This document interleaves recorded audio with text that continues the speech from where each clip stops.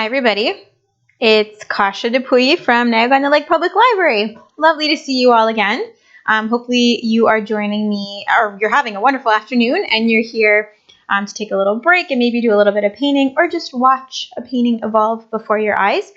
So again, I'm from the NOTLLibrary Public Library and this is our weekly NOTLLibrary Live Create with Kasia. So every single week I come on here and I show you how to make a different kind of painting. And because it's the summer, we're doing a summer 2020 art history series. So every single week, I'll come on here and tell you about a different artist or different movement or style, and we will create a painting in that style. So this week's style is Cubism, and we're going to talk a little bit about Picasso, but we're going to make a Cubist-inspired self-portrait. So that means we're going to be making a painting that has lots of shapes and squares and angles and kind of crazy stuff added into it to make it look like something, but not like anything at the same time. It's very interesting. So let me transition over to my camera. Hi, everybody. I'll give you a quick run through of the materials that you're going to need if you're going to be joining me to paint. And otherwise, if you are only watching the video just for a little bit or you can't stay the whole time, we do always upload these to our YouTube channel afterwards. And I think that there's something like 20 different painting videos that you can do on there. So that's awesome. So if you look for something to do on a rainy afternoon, check out our YouTube channel along with our Steam story times and everything else that's up there. So if you're going to be creating with me today, what you're going to need, and I'll run through really quickly, is a covered surface. So I have a big piece of watercolor paper here, excuse me, to protect my drafting table. Make sure you have some painting clothes just like that. You're going to want to have something to paint on. So I'm going to be using this half sheet of watercolor paper. That's the same size I used for this one. You're going to want to have some water to wash your brush. You're going to want a cloth or paper towel to blot your brush. You're going to want some brushes to paint with.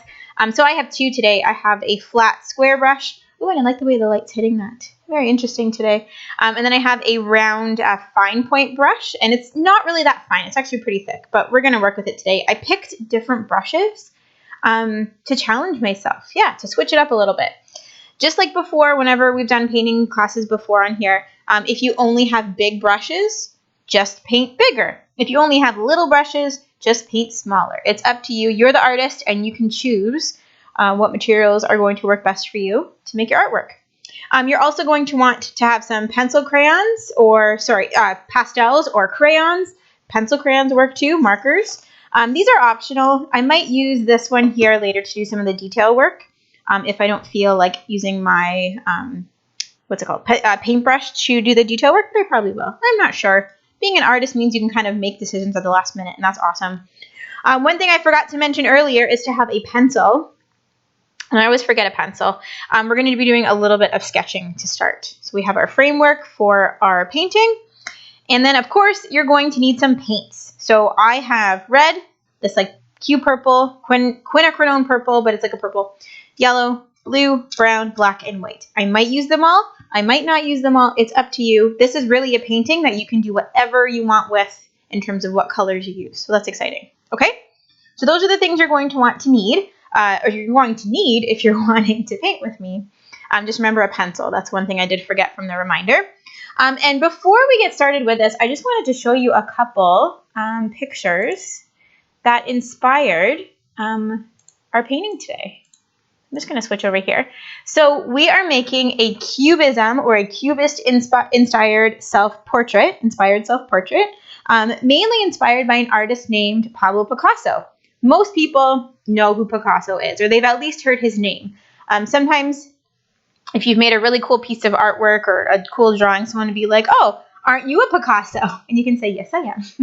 That means that they're calling you a really great artist because Picasso was one of the most famous artists ever. And mainly I think it was because, for many reasons, but one was that his style, this Cubist style, was very eye-catching, and it was very different. No one else was really painting like this at the time. So this was around 1910, 1909. Him and his friend George Braque, they started painting in this really cool way that kind of chopped everything up and used bright colors and strong lines. It kind of looked like a broken mirror, right? And one of their contemporaries, so another artist who painted at the same time as them, said, "Oh, that's very Cubist. It's very Cubist style," which basically means that they saw a whole bunch of squares and geometric shapes in their artwork. So if you look very carefully at some of these things, you can see some triangles and some cubes, and everything has lots of strong lines, but it also looks 3D at the same time, but not like a real photograph would, right? So this is what's inspiring our artwork today. And if you look carefully, are the noses always in the right place? Nope. Are the eyes always in the exact proper place? What about the mouth? What about the hair? Everything is kind of all over the place, and that's what makes it interesting for us to look at. So the more interesting you want to make your painting today, all you have to do is kind of not put things where they're supposed to go. Yeah. And I'll show you a really quick way to do a sketch so that that can be easier for you. Because I know sometimes with art, people get a little bit nervous about doing different stuff, but don't worry. That is why I'm here to help you with that stuff. So I'm just getting this ready here. So let's get started. Yeah. So I'm just going to move this one out of the way, just to the side there. And I'm going to move some of this over just so I don't accidentally put my hand in the paint, because I do that sometimes. So what you're going to do is get your pencil, and we're actually going to start with the middle of the face here. I know, weird. Usually we draw a circle first, and then we put the rest of the stuff in, but we're going to start with the nose. Now, when I drew this one, I did a line, and I made the nose go this way, so pointing left. You can make your nose pointing right. It's up to you, whatever way you like to do that. So I'm going to do a nose pointing right this time. So I'm going to go down, make a nose, and I'm going to go down again, and I'm going to make two like little lips, and then down. And then what you're going to do is bring it around here, just like that, and it doesn't have to be a perfectly round shape. Yeah, it can just be however you want it to go. So what I made is a line here with a big nose, and then I came down and I made a top lip and a bottom lip, and then I brought this down for the chin, and then I did the side of the head here. Okay? Easy peasy. Doesn't look like a face, but we kind of know it's a face because we're painting and drawing in a Cubist style. So the next thing we're going to do is I'm going to start right up here, and I'm going to go down and around and kind of join up down there. So we're just making the other half of the head. Then we're going to do a neck. So I'm going to make a neck that goes like this, and maybe a neck that goes like this. So maybe the person's kind of turned to one side and looking, you know, their head is kind of turned towards this shoulder or that shoulder. From here, I'm going to use this side, and I'm going to follow this line and make a little smile. Now you can leave it like that if you like, but I'm going to connect these two to make lips. Now another way that we can do this, and I made just a smile on this side, just to kind of switch it up. You can do that if you like, but I'm actually going to make another side of lips just like that. Yeah, make it a little different, because we can do that because we are artists, right? We're creating our own style of artwork today. Then I'm going to make some eyes. So I'm going to do a big eye here to go up and over, or down and up. And then you can do a circle in the middle, and you need the pupil just like that. And if you want, you can add eyelashes, but I always like doing that with paint. And then you have a choice. You can make two eyes just like this, okay? So just like this style. Or you can do a profile eye. So I'm going to do that. I'm going to do one here. So it's like this and like this. So it's looking at the eye from the side. And you make a little arc. And then you make the pupil. And then you can make another arc just like that. Crazy, right? But that is how we kind of paint if we're making a Cubist style. So we're not going to put any of these details in. We're going to do that with paint, but we do need some hair. You can also do ears too if you want. You can make like a kind of crazy ear. Maybe one is round, one is square. We'll do that. And then I'm going to make some hair, and I'm going to put a side part. So I'm going to kind of follow this here. I'm going to go up and over and down, but this time I'm going to stop the hair there. And then I'm going to maybe go off the page and go like that. Okay? If you like, you can put some details in the hair. Like here, maybe I'll just add some lines this way. I kind of did that on this one, and it worked really well. So I'm going to do that on here again, just like that. And then I think we are ready to start painting because a lot of the details come from the paint, right? They're not so much from the drawing. We just want to draw to get a base ready, and then we can add the details with the paint. Oh, you know, one thing I did forget is some eyebrows. So I'm just going to make some eyebrows just like that. I didn't put eyebrows in my other one, but I kind of like them in that one. Okay, we have drawn a face, and it doesn't have to be you. This one I kind of thought was I tried to make it like myself. It started out that way because I had really yellow hair a couple weeks ago, and I thought about doing that. But it kind of looks like somebody else, not me. I wouldn't say that's me, but that's okay because colors and the way that you draw and the way that you make shapes will change what you make. So instead of doing blue, I'm going to do another color here that's very bright. And I'm going to use this cube purple before it dries out because I can see it kind of drying. So I'm going to take some of this. And see that big chunk right there? I'm going to take a little bit of white actually. And I'm going to mix it in to kind of reanimate, to bring it back to life. Just like so. And that's going to be my first color. And I'm using my bigger brush because I'm going to paint a bigger spot. And if you see me add some water to my paint today, it's only because I'm working with really thick, absorbent watercolor paper. If you're using regular paper, it will probably not need as much paint or not need as much water as me. So I'm just going to take my time and fill in this first spot here. Just like that. And it's totally okay if you accidentally paint over something. You can always add it back in afterwards.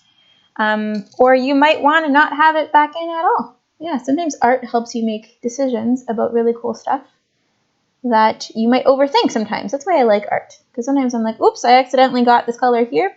I guess I'll have to make the best of it, right? And that's a good lesson to learn. So I'm going to do in here. And I hope you chose a really cool color. You can do whatever colors you'd like. And I know I always ask to see your artwork at the end. I get a few people who send them to me, and that's awesome. But I would love to see your Picasso portraits because these always look really cool. Even if you think you make a big mess of it, they turn out really awesome. I have never seen in all my years doing these Picasso-inspired portraits or these Cubist-inspired portraits, I have never seen a bad one. They all have really cool details and things that make them work. Because if you think about it, they're kind of a mishmash of stuff anyway.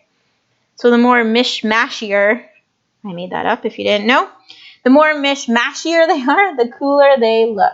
So I'd love to see them. So I have my first layer down here. Just like so. Okay. Now before I rinse my brush, what I'm going to do is I'm going to use a little bit of this color with more white. So I like the way that looks, that I did with the blue, like a lighter version of the same color for the lip. You can do whatever you like though. And I'm going to do that here. I'm going to do that like just in there. Just like that. Basically what we're doing now is just filling in these spots. And you know what? I'm going to do the ear that color too. So you don't have to do exactly what I'm doing. I'm just here to give you ideas and to show you that yes, you can do it. It's very simple to do. These kind of block colors, right? And I'm going to do that ear right there. Okay, now I'm going to wash my brush. Dry it off before you get your next color, of course. And this time, I'm going to do, you know what, instead of doing like a skin tone here, I'm going to make this green. So how can I make green? Well, I can take some yellow, and I can take some blue, and I can mix it together to make a green. Now that is a little bit too, actually, you know what? I like it. It's very bright and it stands out, but I want it to be lighter. So I'm going to use whatever's on my brush and make it a lighter version of that color, like a pastel, I guess. And see that little bit of purple that's getting into that paint there? That's awesome because it will create harmony between the colors. You don't really see that little bit of purple that I've mixed in, but it is there and it works well to help everything kind of blend together and look like it's meant to be there. Yeah, makes it harmonious. That's a really important thing. That's one of the elements of design, right? If you're learning about art in school, they talk about the elements of design and the principles of design and composition and all those kind of things.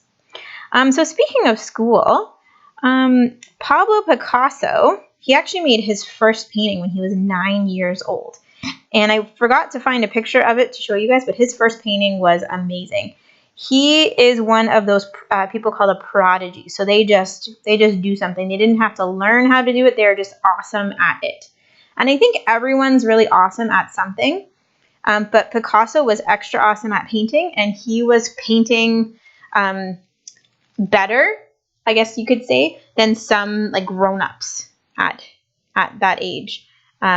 So he was painting the same or better as like some full-grown grown-ups. So he was a prodigy. So he had very good, a lot of talent in painting when he was really young. So that's kind of how he became famous. And speaking of school, he did go to school, but he was not really good at following rules because he wanted to do whatever he liked. Because he wanted to paint, basically. He didn't worry about math. He didn't worry about, reading or language. He was a good reader and he could do all those things, but what he wanted to do was painting. So that really didn't fly at school. So he wasn't a wonderful student, I guess, to have. I was reading about this before the class today because I wanted to let you guys know about that. But just because you're not good at school doesn't mean you can't be good at something else, right? So Picasso did finish school. He went and he did his learning that he needed to do. But then afterwards, he focused all on painting, and he actually became one of the most famous painters ever. We still talk about him, and that was over 100 years ago. It's crazy. So I'm going to make a little bit more green, and I'm going to make this one a little different than my other green, and I'm going to put that down here, just like so. Okay, so let's think. What color should I make this hair? Do I want to go like a normal color hair, like yellow or brown, or do I want to do like blue hair? I think I want to do some blue hair today. Yep. So I'm going to take some blue, move it to a new spot, and I'm going to start with a few sections here. It's kind of like this person's going to have blue highlights. And yeah, this can be any color you want, right? Because you're the artist and you make the rules in your artwork and they'll turn out awesome. Yeah. And if you don't like something, you can always just paint over it, right? So I'm going to do this section over here. And what I am going to do is I'm going to do the background all black.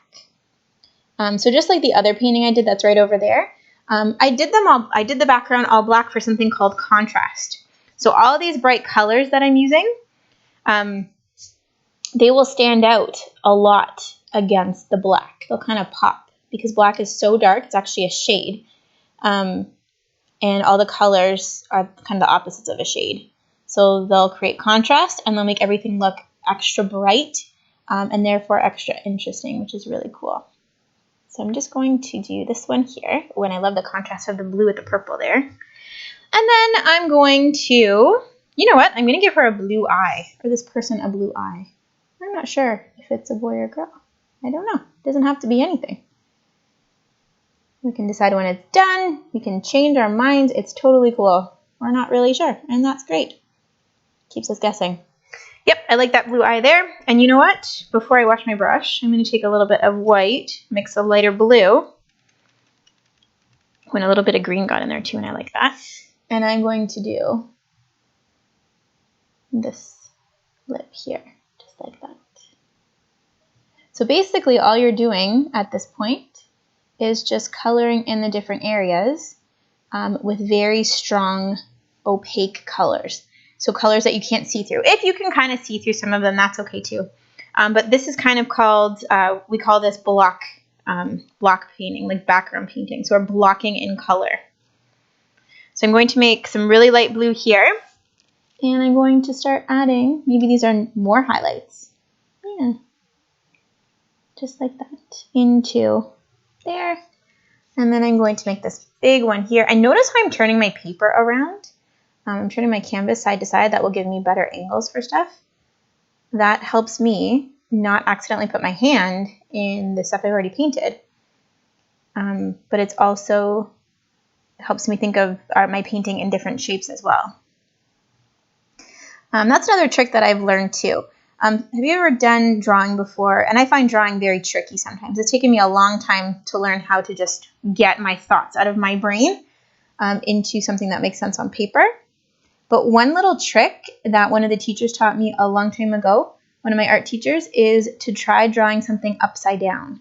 So take the picture or whatever you're looking at drawing and try drawing it not the right side up, so not this way, right? Draw it that way, upside down. And basically what your brain does is it turns it into shapes instead of what it's supposed to be. And you think about the way that the picture comes together, not about what it's going to become, because that often changes, right? So I've decided here to make some even brighter blue, some lighter blue, and I'm just going to finish off this section of the hair because I liked the way, kind of created a little cube there, right? Since we're painting in Cubist style, it echoed those kind of shapes in the artwork. So I'm just decided last minute to do that because I can do that because I'm an artist, right? Just like you. Oh, also, I forgot to remind everybody that, yep, my dogs are here. They are sleeping, so you probably won't hear them. But I just heard Frankie and Sam arguing about something, so if we have an interruption, I do apologize. But they're pretty good. They know that if I'm doing a video, to try not to bug me. Although I would love for them to paint with me. That would be cool. Maybe one day. Okay. See, I paint all the time, and they're just like, ugh, you're painting again. And then when they want to paint their stuff, they are all into it, and they love it, and I don't bug them. So I don't bug them, and they don't bug me, and it works when we're in the creative mode, right? It's nice to be able to concentrate on what you need to concentrate on. Okay. So I like this really light blue, so I'm actually going to do this part of her top lip here, or the person's top lip. I'm not sure yet. I think it is a her. I've called it a her a few times, and I'm a her, so I'm kind of making a self-portrait. Okay. Now what else do I want to do? I think I want to make this eye really green. So I'm actually going to use this brush here. And this green looks like it's already drying, so I'm going to make some more. So it's a little bit of blue and a little bit of yellow. And I'm going to paint this part, so the iris of the eye green, just like so. Now, since I have some of this green on my brush, on my fine point brush, what I am going to do is put some details with the point of this brush. That's what I was getting at. So the tip of your brush gives you some really fine lines if you don't press too hard.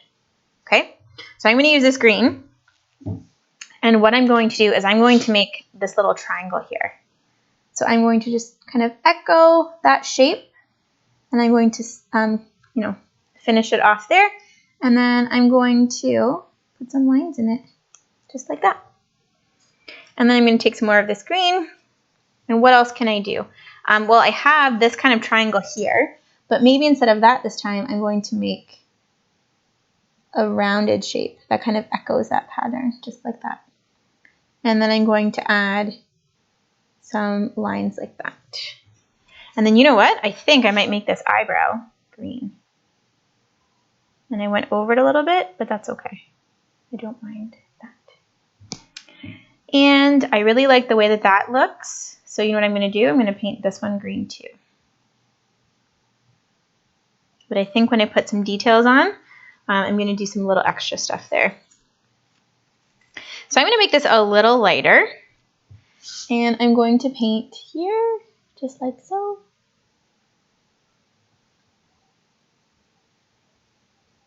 Oh yeah, I like that. And then what else can I do? I think I'm going to go into the blue again. Because I used a lot of green. There's a little bit of that purple. And actually, you know what? I'm going to go into the purple before it fully dries. And I'm going to do some details here. So I'm going to do maybe a line here, maybe a line here, a line there. And then, you know what? Maybe I'm going to put some streaks in the dark blue of the hair there. And I'm going to do one here. Maybe not following along anything. I'm just kind of, or not mimicking or multiple lines. I'm just going to do a single. I'm going to do one like that. And I think I'm going to go into blue now, which I said a minute ago. Take a little bit of this blue. I'm going to make it a little bit lighter. And I'm going to do a shape here. So I'm going to do a line like this.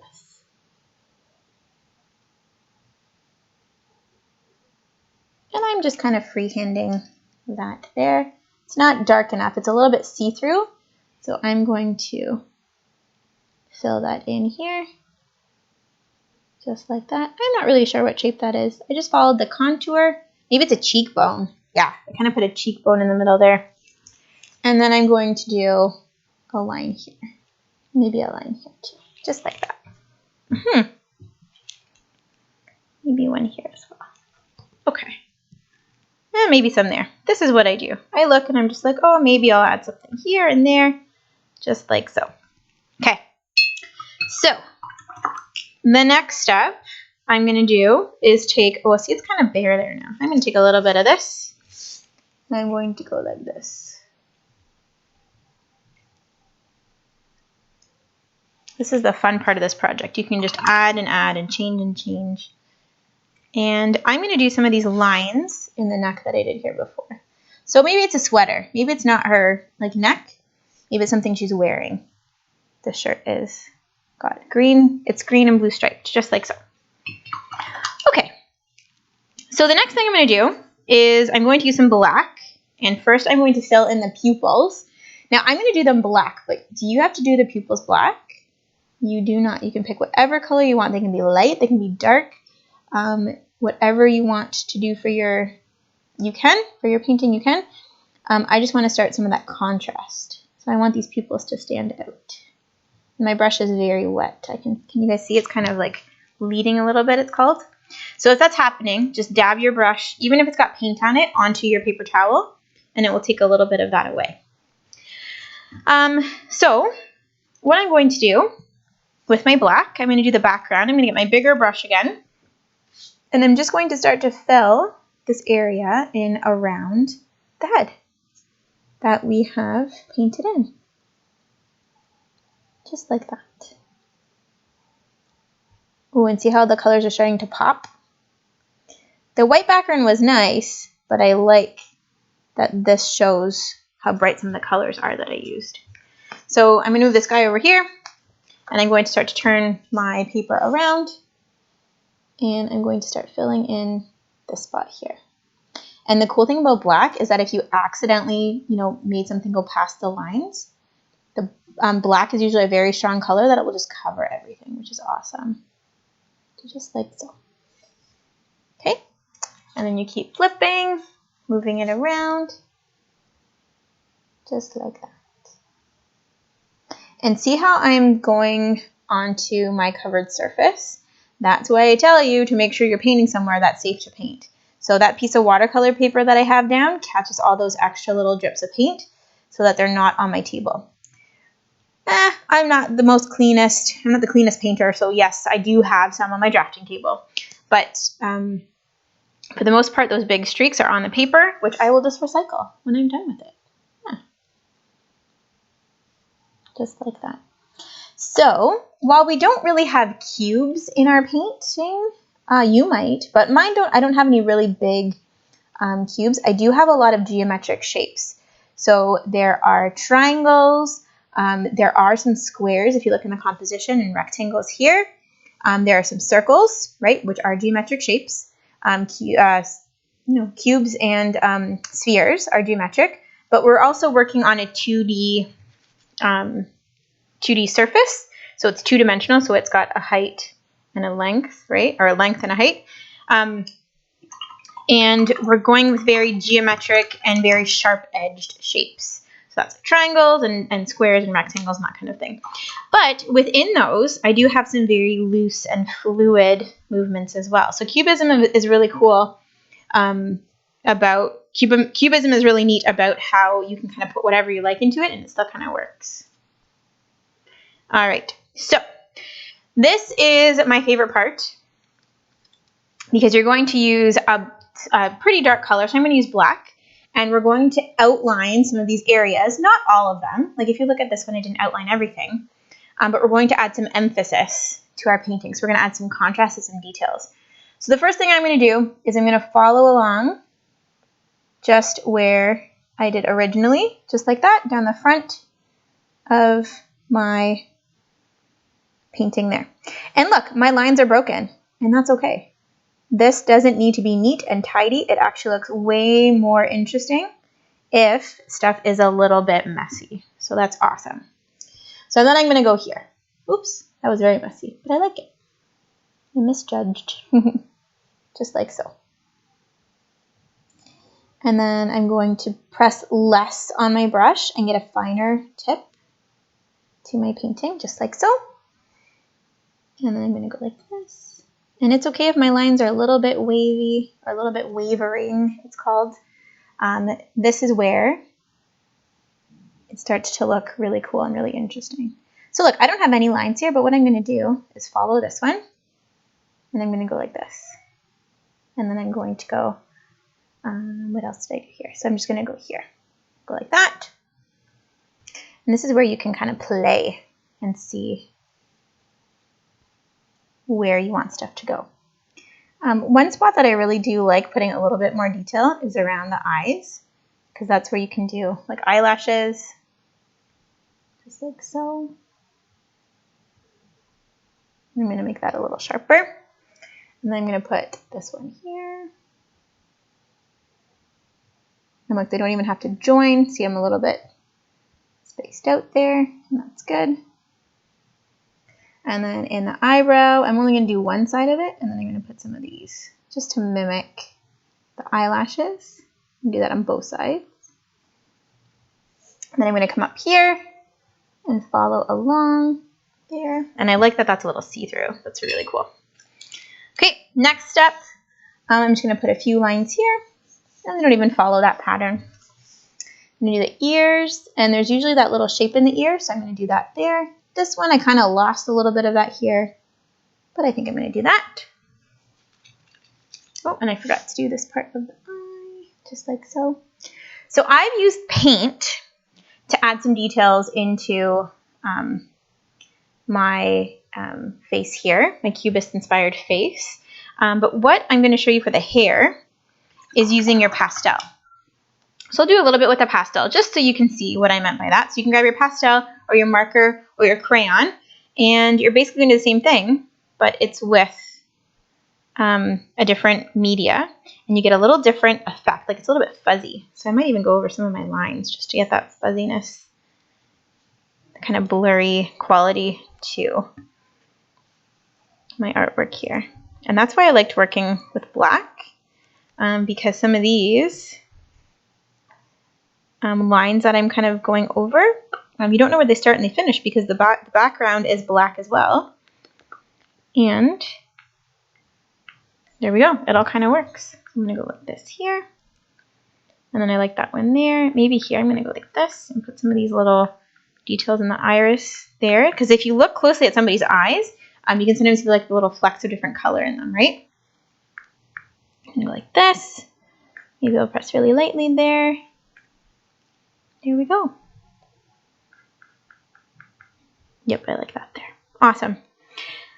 So this is actually the final step of our Picasso Cubist-inspired portrait.